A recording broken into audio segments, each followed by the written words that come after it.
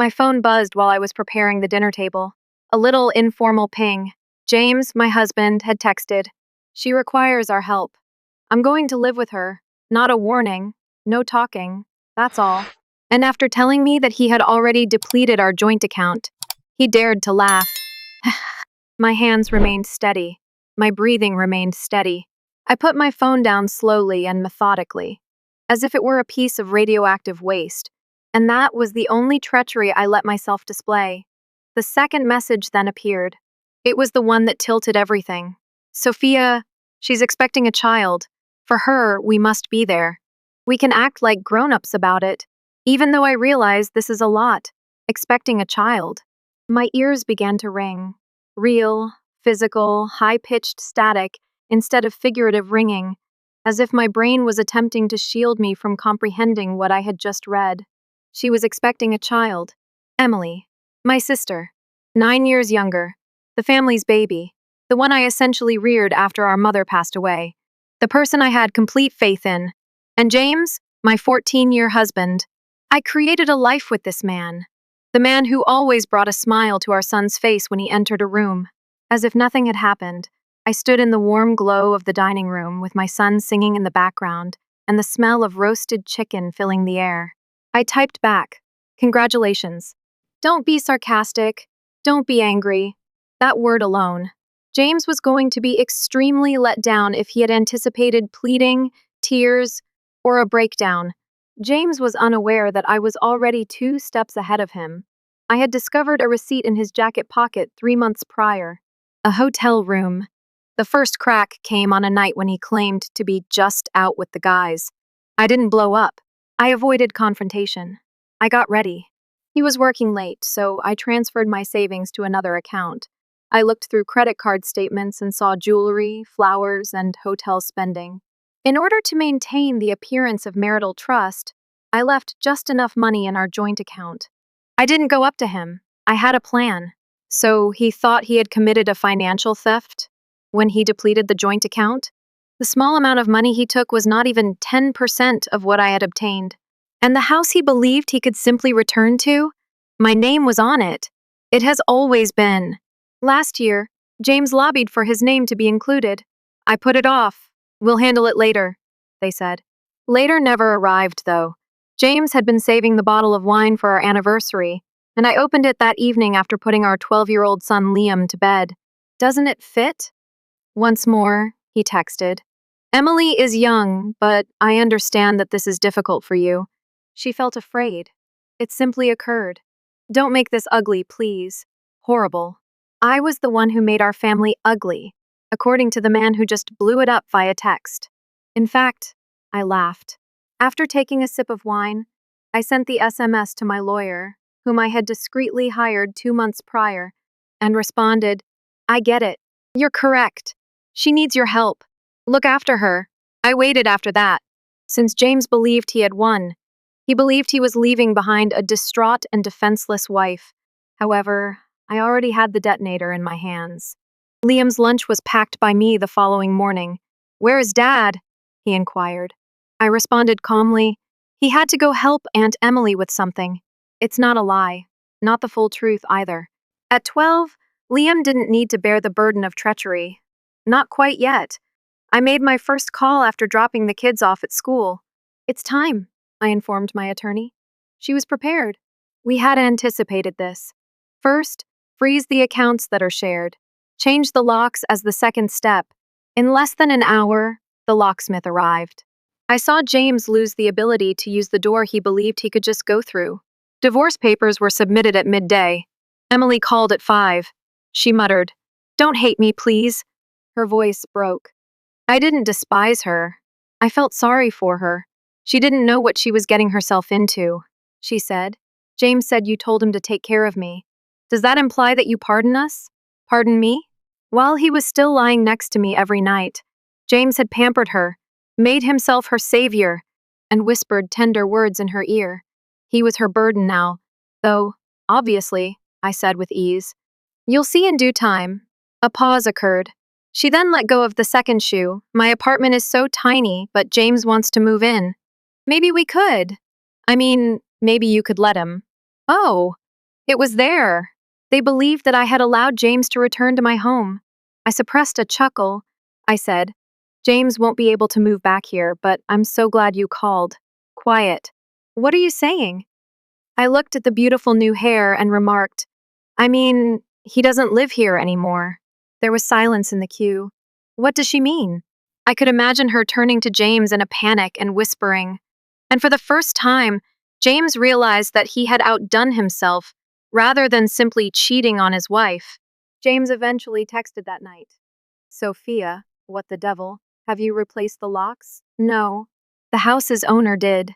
And that's when he began to realize the crazy ex-wife story he was most likely preparing to tell his friends. Here, it was not going to work, since I wasn't falling apart. I was removing the wedding band, and I had only just begun. There was silence when I woke up the following morning. There was no James scuttering around in the kitchen. No, it was Emily's laugh coming from the speaker on the phone, as if she had accidentally called during our Sunday breakfasts. Simply be silent. When Liam walked downstairs, half drowsy with his backpack in tow, I made his favorite dish, blueberry pancakes, and grinned. Where is Dad? He blinked up at me as he asked. Like it was any other Tuesday, I poured syrup.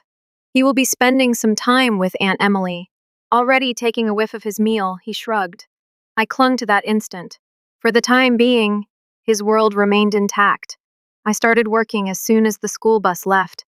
Make the separation official in step 3. Statements, attorneys, and paperwork. The unpleasant adult things that happen after someone blows apart your life, like it's a Tuesday get-together. I had a folder full of papers and was sitting at the kitchen table. Filing for divorce? Completed. Adultery is the basis. Rights to property? To be clear, I owned the house before I got married. Evidence of adultery?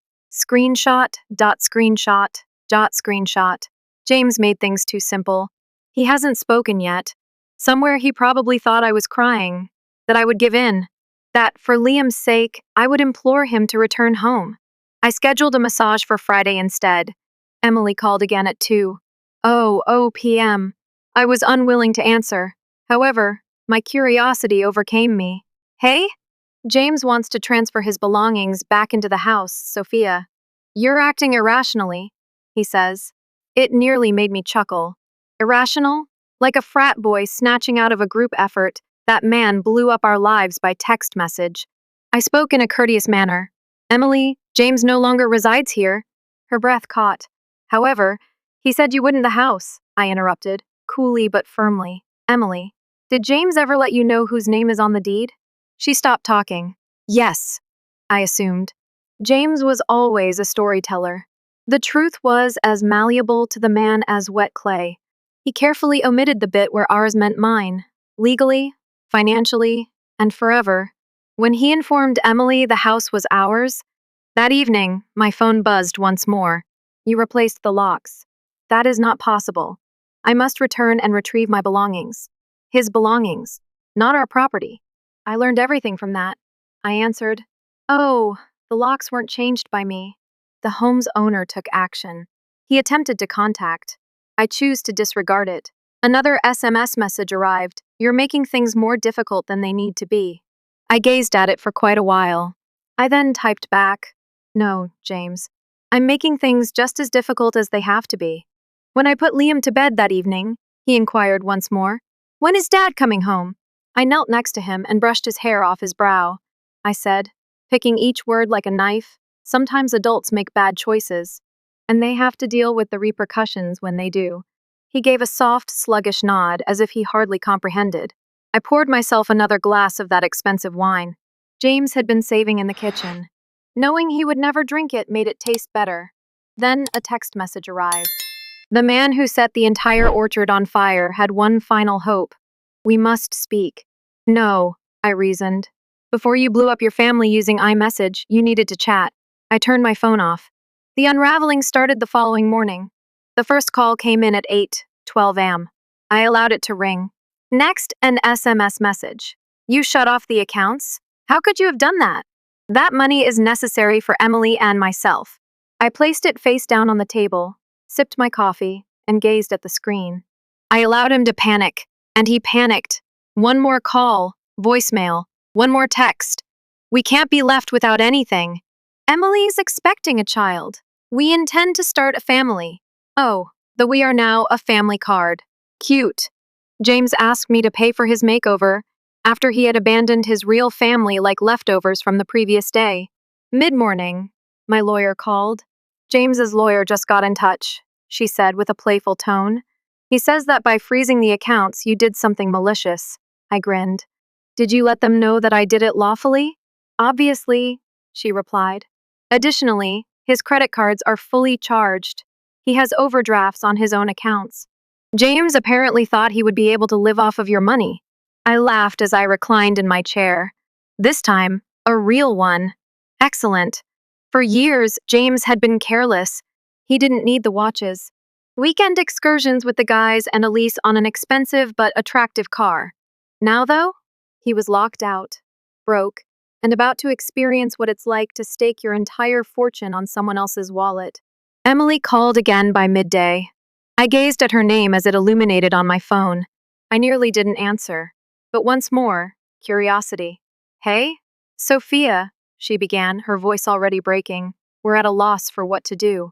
James failed to inform me that everything had been frozen. We'll be all right, he said. When my lease expires next month, we won't even have a place to stay. And there it was. She was offered my house by James. He had, of course. He assumed he would go, knock me down, and then come back a week later as if nothing had occurred, but with an extra baby. I wanted to laugh in her face, but I restrained myself. With composure but determination, I said, Emily, you're going to have to figure it out. As I did. Click. He appeared at 3 p.m. Like a police officer in a horrible film, he rapped on my front door. Open up, Sophia! After a brief pause, I cracked open the door. Just enough to meet his gaze, not enough to allow panic's stink to enter. He had untidy hair. He had wrinkles on his shirt. The cockiness he worn for years like cologne? Lost. You must allow me entry, he yelled. No, James. He squinted his eyes. You're intentionally doing this. We are being punished by you. No, I answered sarcastically. You are simply receiving what you are due. You're spiteful. I cocked my head. You expected me to be weak. I can't just be thrown out like garbage, I said. You threw yourself out. I just pulled out the trash can.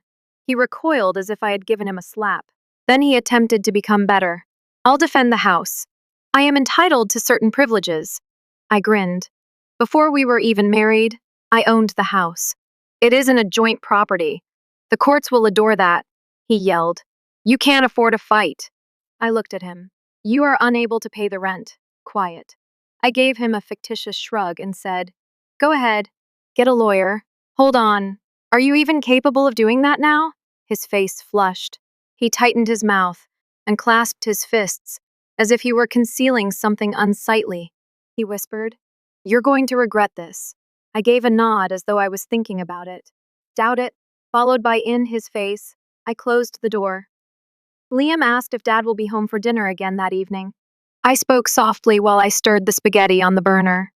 Not tonight, my love. He scowled. Does he continue to assist Aunt Emily? God, children are intelligent. They are more perceptive than we realize. I simply nodded. Indeed. He may be there for some time. He didn't inquire further. He has always been calm and trusting. Actually, quite similar to me. I felt a slight aching in my chest at that notion. I poured myself another glass of wine. This one earned, and looked at my phone after he went to bed. No fresh messages. At least not from James. As I went through my call history, I noticed the voicemail from earlier that I hadn't listened to. I removed it. His voice wasn't necessary for me to hear. I didn't need another justification, another melancholy little act in which he acted as though this was all a mistake. This was not an error. It was a decision. He repeatedly made the decision to turn on me, to tell a falsehood, to use the foundation of the life we had together to create a covert one. He was now witnessing its disintegration from the outside in. The following morning, my lawyer called at 7:40.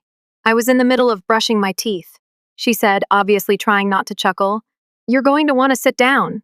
I said, I'm already standing, complete with toothpaste froth. James is getting kicked out. Mid-brush, I halted. From whence were you evicted? Emily's flat. Her name was on the lease, and the rent was past due. Last night, the landlord gave them notice. I used a towel to wipe my mouth. They're homeless then. Just about. I blew a soft whistle. It was almost too lyrical. The man who left his wife and child to start over with her younger sister was unable to support himself. I remarked. He truly believed he could live off me indefinitely. She retorted. Obviously wasn't planning on supporting her either. I wasn't surprised by that portion. James enjoyed glistening objects, novelties. However, as the gleam faded, he checked out.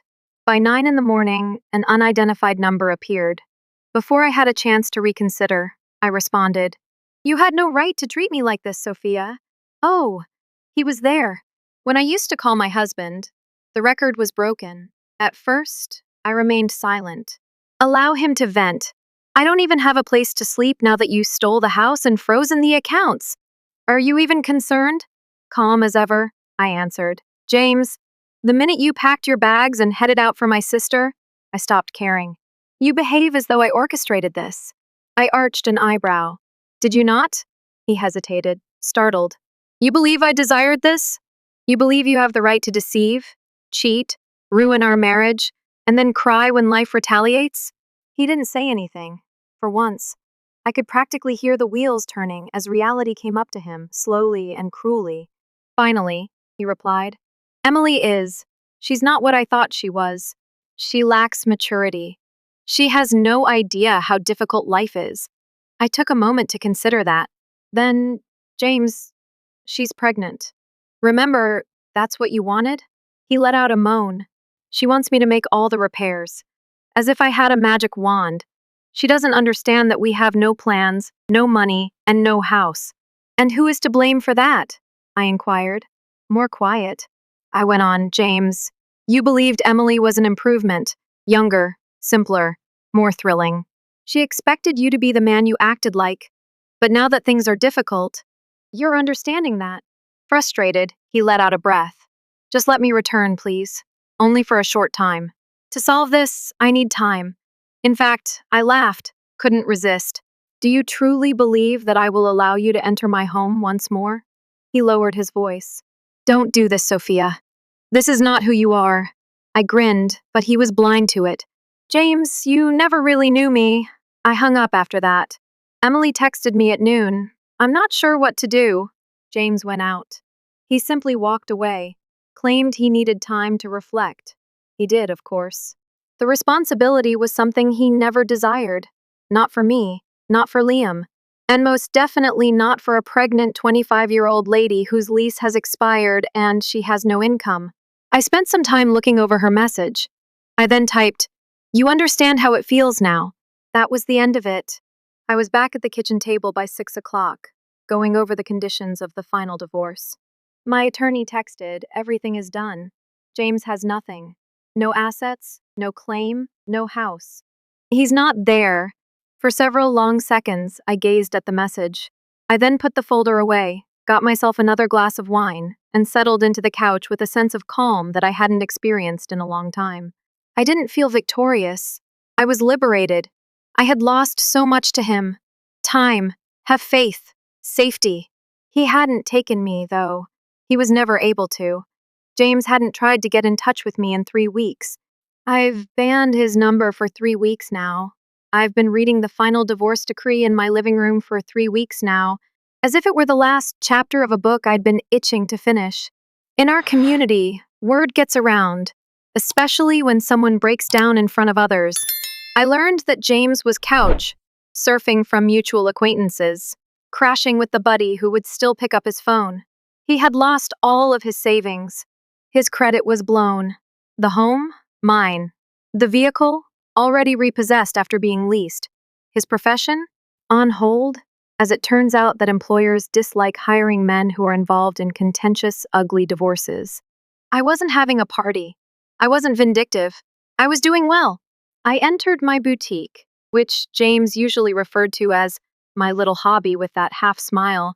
At 10 in the morning, sales were booming.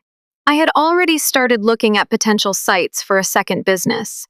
It turns out that you have a ton of energy left over if you quit giving it all to a man who drains you. My lawyer texted at noon. Just to let you know, James appealed the financial settlement. The judge rejected it right away. He has been mandated to pay court expenses. I grinned. He still believed that he could influence the system to his advantage. He continued to hope that someone would come and save him from the disaster he had made. Nobody was approaching. I received a call later that day. Emily. I allowed it to ring. I considered ignoring it. Then again, curiosity. Yes? Was my curt response. She paused. I simply wanted to express that you were correct. I reclined in my seat. How about? About James, she murmured. He departed. Claimed he wasn't prepared to have children. That I ought to have used birth control more wisely. I shut my eyes. He did, of course. He blamed her, of course. James was that person, always someone else's fault, never his. She went on, I believed he loved me. She spoke in a fragile tone, but I was merely used by him. And I'm alone myself now, expecting a child. I'm not even sure how I'm going to pay for this child. I inhaled deeply, measured. Be calm, I said. I'm sorry for you, Emily. However, I owe you nothing. A pause, then a little. Shattered, I know. She said, I just wanted you to know that I'm sorry for everything. I destroyed our relationship for a man who didn't give a damn. There was a long pause between us, weighed down by problems that would never be resolved. Finally, I replied, I hope you learn from this. I hung up after that. My helper entered the store that evening as I was closing it. She said, raising her eyebrows, You won't believe who I just saw. I looked up. Who? She angled her head in the direction of the front window. James, on the other side of the street, simply looking. I blinked. This is where? She gave a nod. Sophia. He looked terrible. Not shaven. The same attire as earlier this week. After a minute of standing there, he simply left. I didn't check, refrained from rushing to the window to see the debris. A man standing in the shadow of his former existence, watching the woman he once undervalued create something stronger without him, was what I already knew I would see. I was sitting on the couch that evening, barefoot, with a laptop open and a glass of wine in my hand. I was looking at houses since I needed a larger place for my second store. It buzzed on my phone. A voicemail. From a number that has been blocked. I removed it. His voice was no longer necessary for me to hear. I didn't require resolution. The closure was me. James thought he was untouchable once. That it was simple to walk all over folks who were quiet, patient, and devoted like myself. However, he failed to remember that when folks like me lose it, we don't destroy everything in our wrath. We start over. Not with you. I woke up early the following morning. It was one of those clear, peaceful dawns that gives you the impression that everything is starting over. I brewed coffee. I watched the street awaken while sipping my cup on the porch. My street. My home. My life. There was no sign of James. An unknown number called at around 9 in the morning. I didn't have to guess at all. James sounded from the speaker. Sophia, you had no right to do this to me. I took a drink of my coffee. What are you doing, James? Leave you to bear the repercussions of your own decisions? The accounts were frozen by you. Took possession of the house. Left me with nothing. No, I quietly said. You had nothing when you left. He yelled. I don't even have a place to sleep tonight. Are you even concerned? I hesitated when I heard that question. Not because I was at a loss for an answer, but because I could recall a time when I would have been concerned. When I would have been concerned. When the shame of someone else's error would have caused me to crumble. However, it is no longer the case, I said. As soon as you left, I stopped caring. You're behaving as though I anticipated this, I remarked. You had no plan at all. You ran just now. He gave a sour laugh. You always believe you're more intelligent than everyone else. No, James. Simply more intelligent than you. He fell silent once more. Then the true cause for the call was revealed. He declared, Emily is a mess. She lacks maturity. She is very attached. She wants everything fixed by me. I cut her off, saying, She is pregnant. Remember, that's what you wanted? He groaned. She's constantly inquiring about the future, regarding money, about our intended residence. I have no answers, I remarked. She expected a partner, not a coward. He didn't answer. Then it dawned on me. James had more in mind than simply leaving the mess. He asked me to assist him in fixing it, make it clean. The lady he threw away, who was still supposed to be his fallback option, should be treated the same way I always did. He stated, I need a place to stay while I sort things out. Only a couple of evenings. I'm not requesting to return. It nearly made me chuckle, the way you act when something is so pitiful that it becomes humorous once more. Do you really believe that I would allow you to enter this house once more? It was our home, no, James. The first interrupted. It wasn't. You simply resided here. He attempted another strategy. Don't do this, Sophia. This is not who you are. I reclined in my seat. You had no idea who I was. You simply enjoyed how modest I was around you. I hung up after that. I received a text by midday from Emily. I'm not sure what to do. James went out. Simply left. Claimed that he required space to think. I gazed at the display. It was there. He ultimately left her to handle the damage by herself, just like he had been doing to me for years. I had 100 things I could have said. I might as well have told you. I could have added, now you understand how it feels. I could have stated that this man didn't even stay long enough to paint the nursery, and you broke our family for him. However, I didn't. Rather, I wrote, you now understand who he truly is. I didn't say anything more. I stayed to the boutique late that night to run numbers for the new location. Never had business been better. I was better than ever. The sky was soft and purple when I finally closed up, as if it had let out a breath along with me. I saw him on my way to my car, James, on the other side of the street, merely remaining motionless. He made no gesture, didn't yell. He appeared, diminutive, overgrown hair. The jacket is overly large. He was dressed just like I had seen him 2 weeks prior. His eyes were fatigued, not from sleep deprivation, but rather from waking up too late and realizing what he had lost. I continued to walk. I didn't give it another glance. I turned the key, got into my car, and headed home. I sensed it as soon as I pulled into my driveway.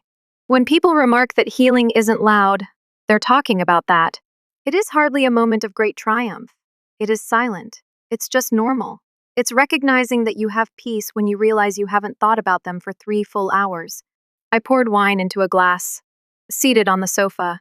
There was a voicemail from a blacklisted number when my phone buzzed. I didn't even crack it open. Rather, I switched off my phone, reclined, and allowed the quiet to envelop me like a protective shell. I had shrunk for 14 years, in order to conform to someone else's definition of love. Right now, I had finished shrinking. Somewhere out there, James was alone, broke, and confronting a destiny he had never anticipated. And me? Here I was, in my house, within my skin, in my tranquility, free,